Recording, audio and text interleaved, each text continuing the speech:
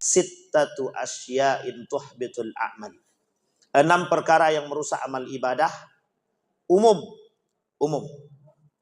Syekh Habib Hasan Al-Qaf dalam kitab Taqriratus Sadidah menukilkan ada 12 poin yang bisa merusak amal ibadah puasa. Di malam hari ini saya ingin mengulas, tapi mungkin tak banyak, tapi poin pentingnya saja.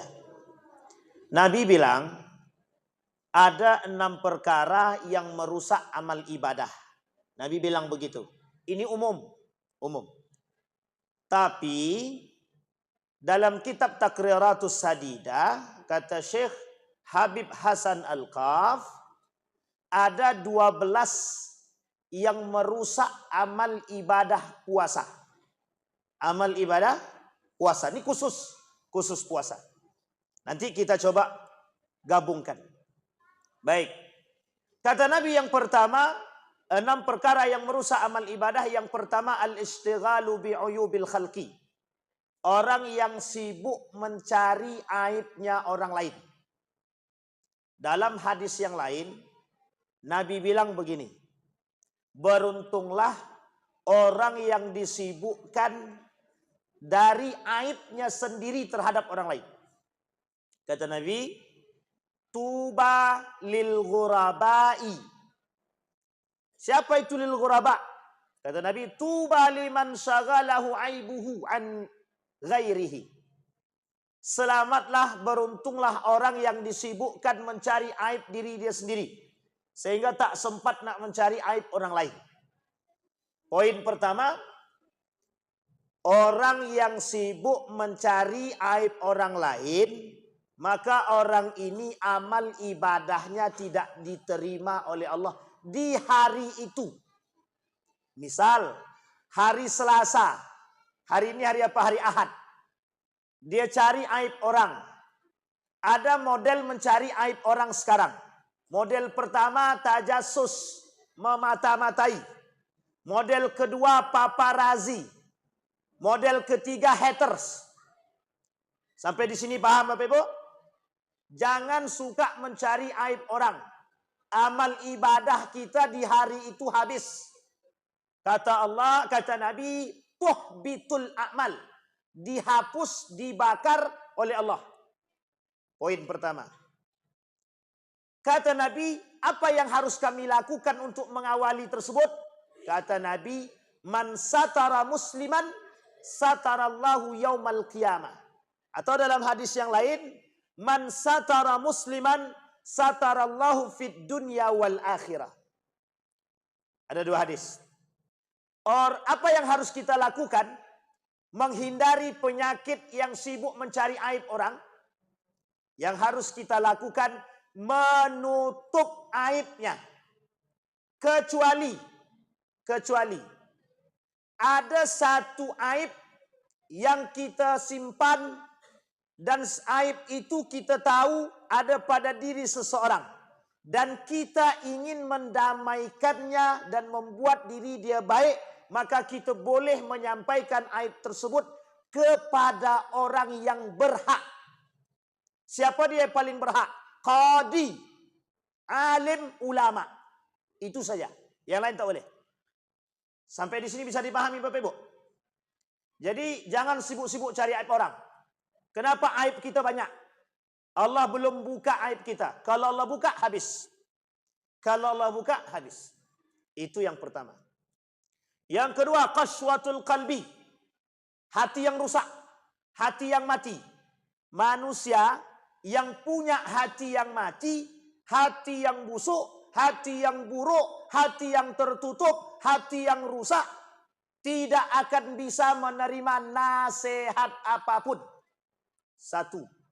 Yang kedua, orang yang punya karakter ini mesti selalu merasa paling benar. Yang ketiga, i'jabur rajul binafsihi, selalu ingin membangga-banggakan diri. Orang yang terjangkit 3 penyakit ini dalam hati dia punya qaswatul qalbi. Iri hati masuk, dengki masuk, Jadi orang seperti ini, kata Nabi, tidak Allah terima amal ibadahnya di hari itu. Hari ini dia buat ibadah dari pagi sampai sore, kemudian dia iri, dia dengki, dia hasad kepada orang lain, dia selalu membanggakan diri, kemudian hatinya keras, merasa paling benar, selalu ingin didengar sum'ah. Maka orang seperti ini tidak Allah terima amal ibadahnya di hari itu. Apa yang harus dilakukan? Bertobat. Kalau yang sudah berbuat seperti itu, bertobatlah. Yang harus dilakukan yang kedua, maka jaga diri dia dan belajar untuk mendengarkan orang lain dan jangan menganggap diri paling betul. Kita ambil contoh. Berkelahi persoalan pendapat, yang pendapat itu bisa benar bisa salah. Pokoknya aku selaku ketua masjid, kau harus dengar apapun perkataan aku. Tinggalkan orang seperti ini. Ya kalau betul, kalau salah, menjerumuskan sekian banyak orang. Yang kedua, qaswatul qalbi. Dari perbuatan dengki, hasad, iri, i'jabur rajul, menganggap diri paling baik, membanggakan diri, masuk dalam penyakit penyebab hati keras. Orang yang hatinya keras, nasihat 100 kali pun belum tentu masuk. Tapi jangan pernah berhenti menasehatkannya. Sekeras batu itu pun masih bisa bolong. Maka hati manusia tidak sekeras batu. Bisa jadi lebih. Artinya apa kalau lebih? Sering-sering siram pakai air. Kalau perlu pakai air panas. Insya Allah cepat. Maksudnya apa? Perlu kadang-kadang kita menyampaikan sesuatu yang cukup untuk bisa dia fikirkan. Baik, itu yang kedua. Yang ketiga kata Nabi. Kata Nabi yang ketiga, orang-orang yang hubbud dunia. Kata Nabi dalam hadisnya, hubbud dunia ra'su kulli khati'atin. Cinta terhadap dunia itu cinta kepada dunia kepala segala persoalan dan permasalahan. Ra'su kulli khati'atin. Orang kalau sudah cinta terhadap dunia, penyakit yang timbul rakus. Tahu rakus Bapak Ibu? Tahu rakus? Tomak. Tahu tomak? Tamak. Tamak itu nanti ada lagi penyakitnya. Orang yang terjangkit penyakit rakus, tamak. Tamak dalam bahasa Arab. Tamak juga. Pelit, rakus. Tapi ada bahasa lain yang disampaikan oleh Nabi dalam hadisnya. Kata Nabi, madhibani arsala bi'adzaba minhima. Kemudian kata Nabi, 2 ekor serigala dikirimkan kepada seekor ghanam. Itu jauh, itu berbahaya. Kalau ada kambing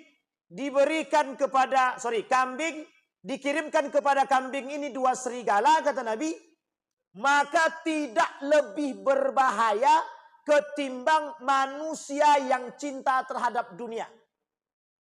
Kalau bahasa Nabi-nya begini. Al-hirsu 'alal mali. Manusia yang rakus akan harta lebih berbahaya dibandingkan 2 serigala tadi. Sampai di sini paham? Orang yang cinta terhadap dunia, kata Nabi, itu semuanya bisa dia buat. Mengemis pun bisa.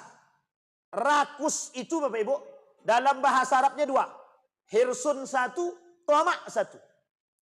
Hirsun ini kata para ulama asyaddu minat tamak. Dalam kitab Mausu'atul Akhlaq, al-hirsu wa tamak.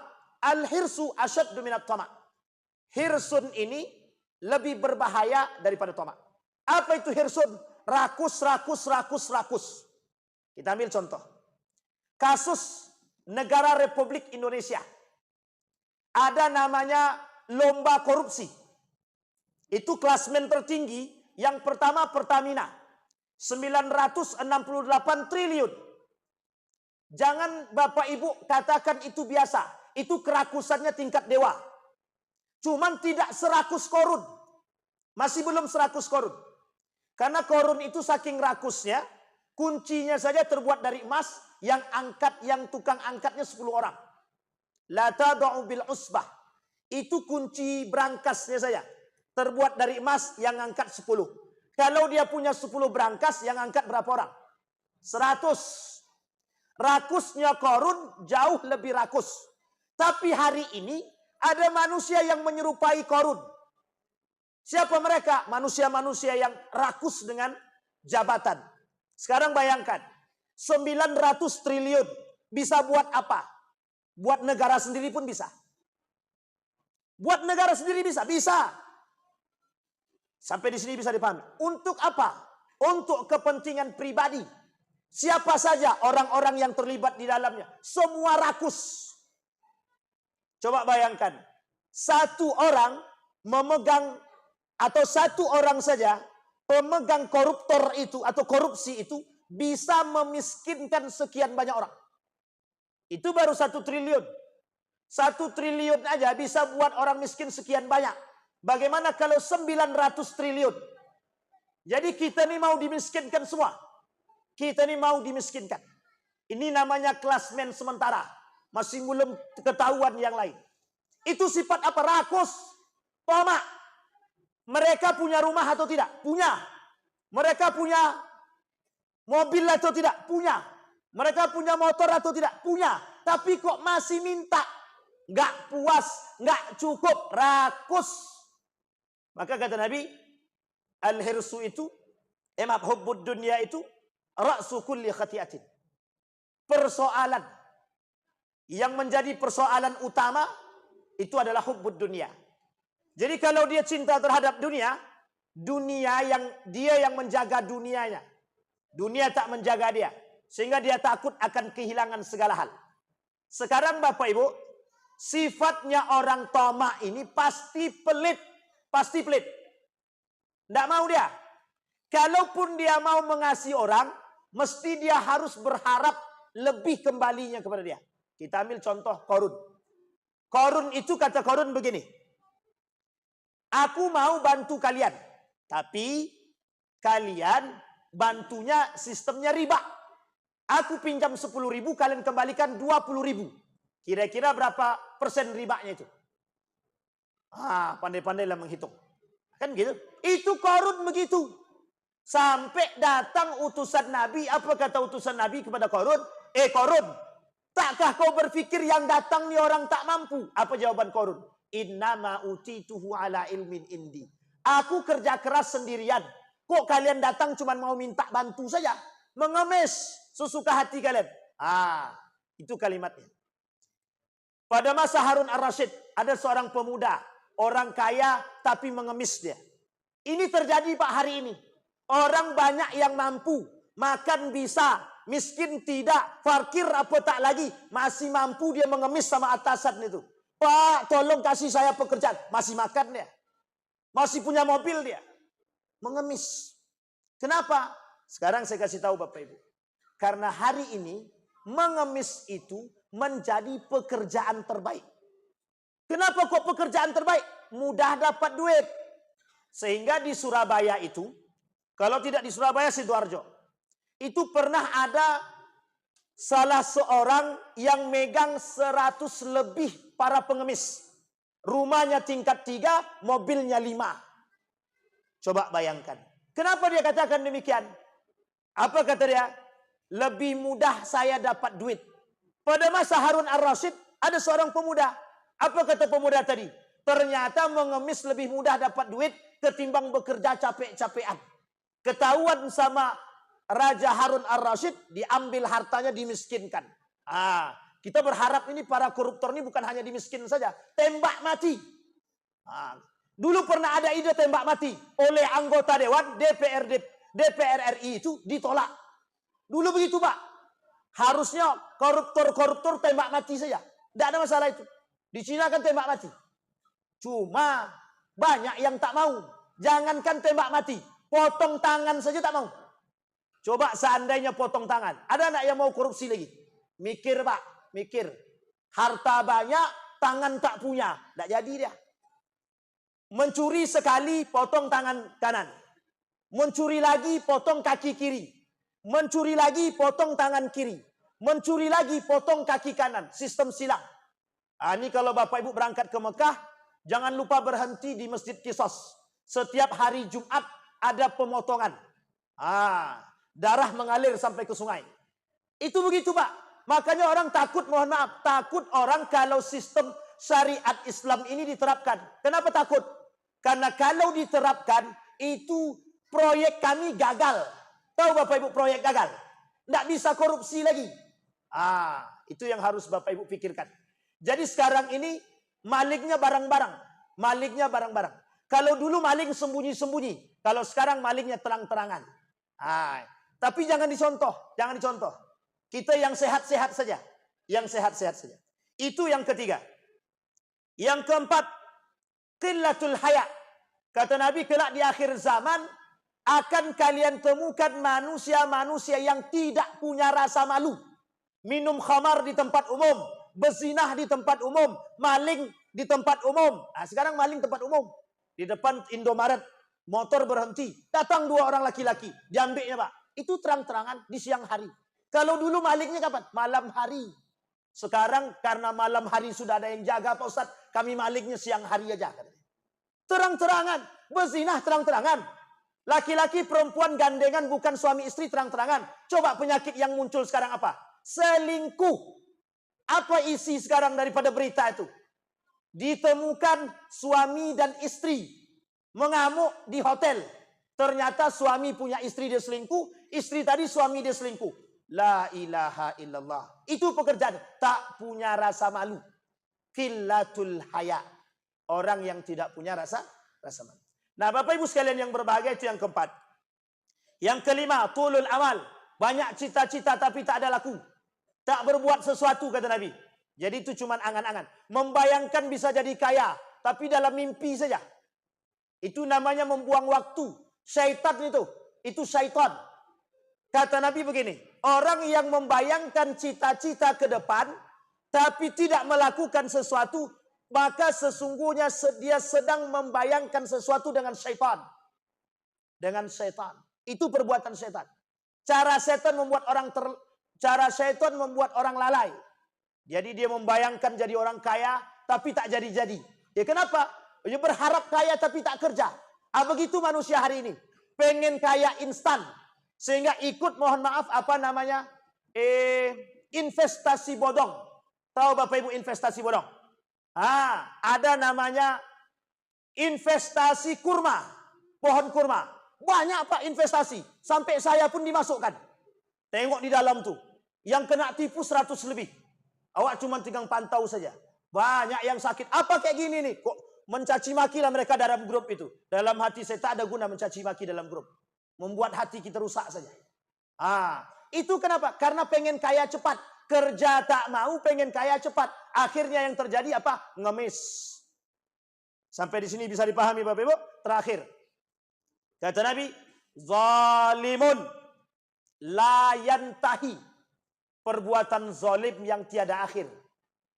Hari ini, saya mau sampaikan kepada Bapak Ibu satu pernyataan baginda Nabi. Kata Nabi, semua sampai ke akhir zaman nanti, kezaliman tidak akan berkurang. Justru akan bertambah. Apa yang harus kita lakukan? Menjaga diri dan keluarga. Yang terakhir Bapak Ibu, saya mengutip dari pernyataan Syekh Habib Hasan Al-Kaf. Dari 12 poin yang bisa merusak amal ibadah puasa, satu Pak, yang paling penting. Jangan pernah meninggalkan sholat. Puasa dengan zakat ibadah yang berbeda. Puasa, zakat, sedekah dengan sholat ibadah yang terikat. Saya ulangi sekali lagi. Puasa, zakat, sedekah, ibadah sendiri-sendiri. Bapak Ibu berzakat tapi tidak puasa, itu masih dihitung zakatnya. Bapak Ibu puasa tapi tak bayar zakat, masih Allah hitung puasanya. Tapi Bapak Ibu puasa, zakat, sedekah sekalipun, berbuat baik kepada manusia sekalipun, tidak sholat Bapak Ibu, kafir. Semua amal ibadah Bapak Ibu tidak diterima oleh Allah. 30 hari kita puasa, 1 salat kita tinggalkan, tidak ada satupun yang Allah terima amal ibadahnya. Sampai di sini bisa dipahami Bapak Ibu. Ada penyakit di tengah umat manusia hari ini. Apa penyakitnya? Penyakit mendingan. Mendingan Pak Ustadz dia mau puasa meskipun tak sholat. Tidak mendingan. Tidak mendingan. Sampai di sini bisa dipahami Bapak Ibu. Jadi jangan pernah tinggalkan sholat meskipun. Tidak ada meskipun. Bapak Ibu puasa, zakat, segala macam ibadah Bapak Ibu lakukan tapi tidak sholat. Tidak ada gunanya puasanya. Ibadah yang lain itu tidak ada gunanya. Rubba sa'imin laisa lahu min siyamihi illal ju' wal atas. Tidak ada guna kita puasa. Ibadah puasa kita tak dapat kecuali capeknya saja. Nah ini Bapak Ibu disebutkan dalam kitab tersebut 2. Muhbitat dan mubtilat. Kalau mubtilat itu menghapus, membatalkan puasa fisik, makan minum. Tapi yang membatalkan pahala puasa namanya muhbitat. Nah salah satu di antara 12 yang muhbitat itu adalah meninggalkan salat. Saya kira itu saja Bapak Ibu. Mudah-mudahan ada manfaatnya bagi kita. Kuat-kuat dalam beribadah. Karena Ramadan kali ini cukup berbeda. Insya Allah kita semua husnul khatimah. Amin ya rabbal alamin. Fa'tabiru ya ulil absar. La'allakum tuflihun. Assalamualaikum warahmatullahi wabarakatuh.